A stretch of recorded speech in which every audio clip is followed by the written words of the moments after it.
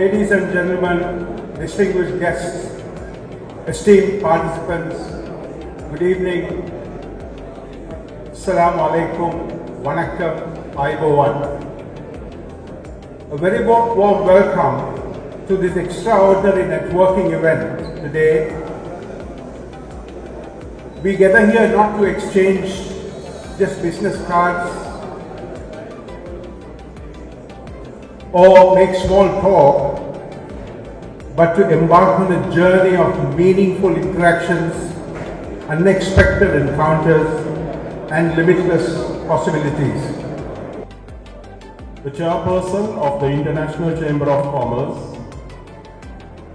Nadia Abdul Aziz, will be delivering a guest speech in a while. Soon after, we'll be having a panel discussion.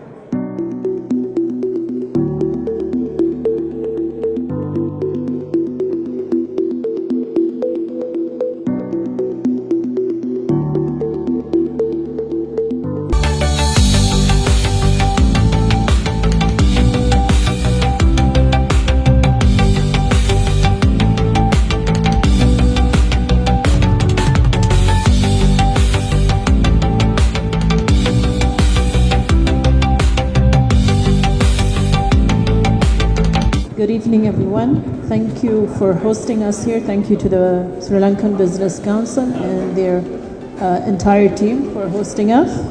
Do your feasibility studies, etc., for the business or service you want to sell, operate in, if it's in the U.A.E. To double the economic growth of the country within the next decade.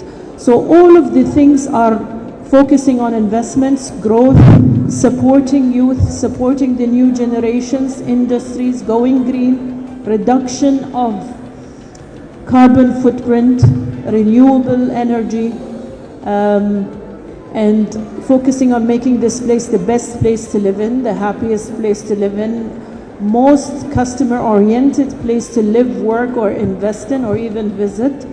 On behalf of BizConnect, also the South African Business Council, well done and congratulations for tonight's event. It's phenomenal. Now, we always look at healthcare and ask people, what do you need to invest in a country like the U.A.E? And I want to highlight just 3 issues.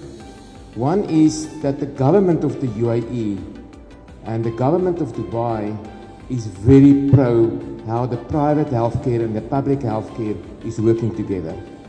If you go to in the healthcare sector and you ask His Excellency or His Highness Sheikh Mohammed bin Rashid Al Maktoum, he's a very visionary to make sure that healthcare has a good balance between private and public healthcare.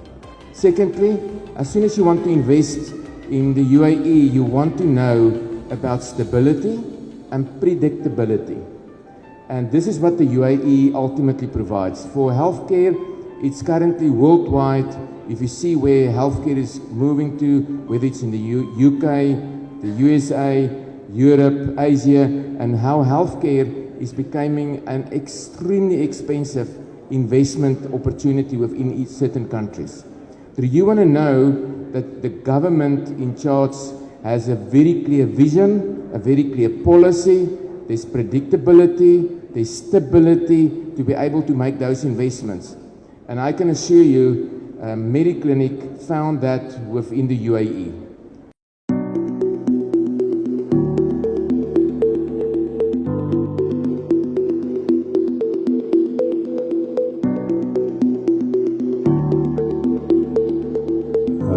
First of all, let me thank the Sri Lankan Business Council, Mr. Suren and all, because I feel I'm part of the Sri Lankan family, because the other day they had a function in Wanderers, so I know most of the people, at least by face, so it becomes easy. I feel I'm in the Sri Lankan family now, so it becomes easy for me. And I'm a pediatrician, so children like to listen to stories. I think we are all children. So now, why U.A.E? Now, what Nadia mentioned, you will get 10 countries will give you the same thing. If you go, there are 10 countries will give you carbon footprint, this one, good business opportunity, everything you will have. But why U.A.E? You know, if you see, there are so many countries. My personal experience is I didn't come to UAE to be an entrepreneur or something. I was on the way to UK, so come here to UAE. UAE had opened up, and I thought maybe I'll, UAE. My friends have said when you go to UK, initially you will not get a job as a doctor. So you'll have to work in McDonald's or you have to work in a garage or something. I thought after MD it is a little difficult to work in a McDonald's, no? So maybe UAE you work, make some money and go to UK. That was my intention, never to start a clinic to work for somebody. The other panelists explained, Nadia, Dr. Sunny, and in terms of why one should be doing business in UAE or why you should get started with.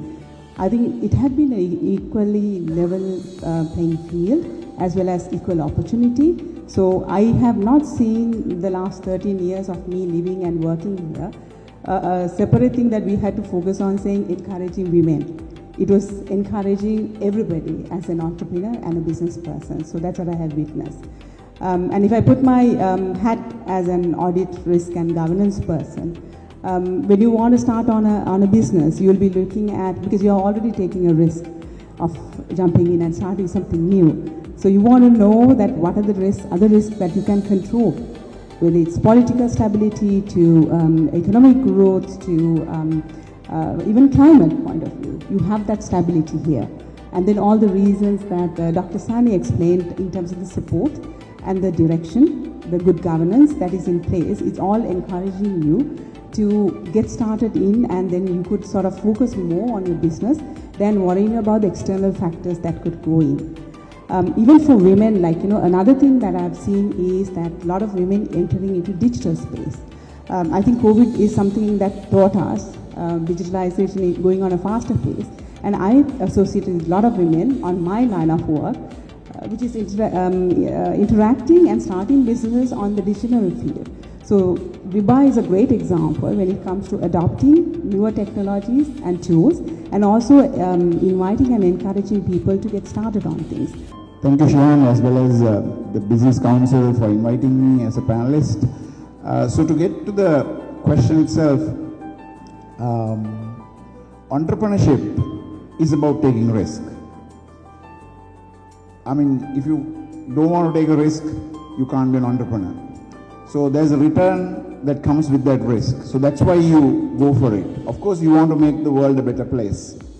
So for someone who is just about to start, there's always that apprehension. Should I or shouldn't I? Will it work? Will it not work? You see, what inspires you is the growth. But growth won't come unless you move from your comfort zone. And when you move out of your comfort zone, it's a fear zone. And in that fear zone, you go into the learning zone. And when you learn properly, you will grow. So you got to have the end in mind and take a leap of faith. With that faith, you have to take that leap. So what I would encourage is, you see, all the panelists who spoke before me have said why UAE is such a great place. I mean, everything goes for you here. So the environment is conducive. You just got to do your part. Like I like to always say, sitting still and wishing makes no person great. The good Lord sends the fishing, but you must dig the bait. So yes, UAE is fertile, but you got to plant the seed. And until you plant the seed, you will not have a tree that will bear fruit. So yes, it's apprehensive, but you got to do it. You want the fruit, you got to plant the tree. And this is the best place, I would say. I mean, for all the reasons that all the panelists have elaborated already. All right, so thank you, ladies and gentlemen. Please give a round of applause for our panelists. They've come all the way, spending their valuable time. I just wanted to welcome you all in the UAE, and it's not only my home, but it's your home too. And as a UAE national, I'm very proud to be and honored to be here, and I'll be very honored if I can be of any use to any of you who are planning to grow their business, set up their business, find a good company to join, I'm heading the International Chamber of Commerce, Custom and Trade Facilitation, so it's an NGO. We are here to support you.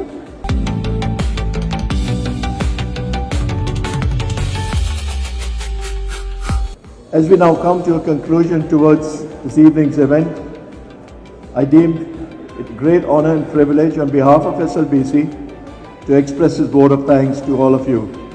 Ladies and gentlemen, let us please put our hands together to the organizing committee. They've done a fantastic and tireless job to bring this event to life.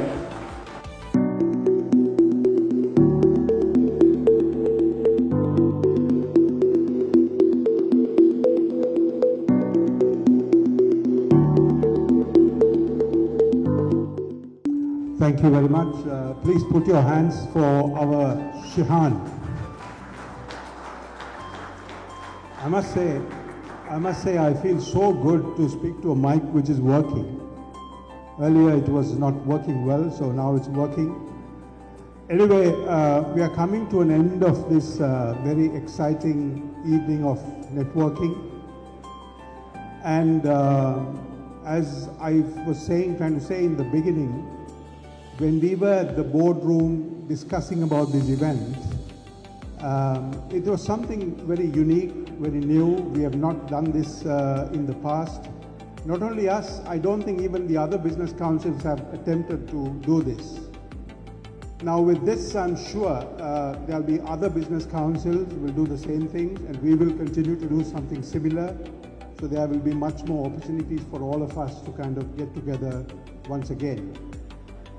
Now, when we are concluding this successful event, like any other thing, like in these matches, you have this man of the match, woman of the match, player of the series, all that.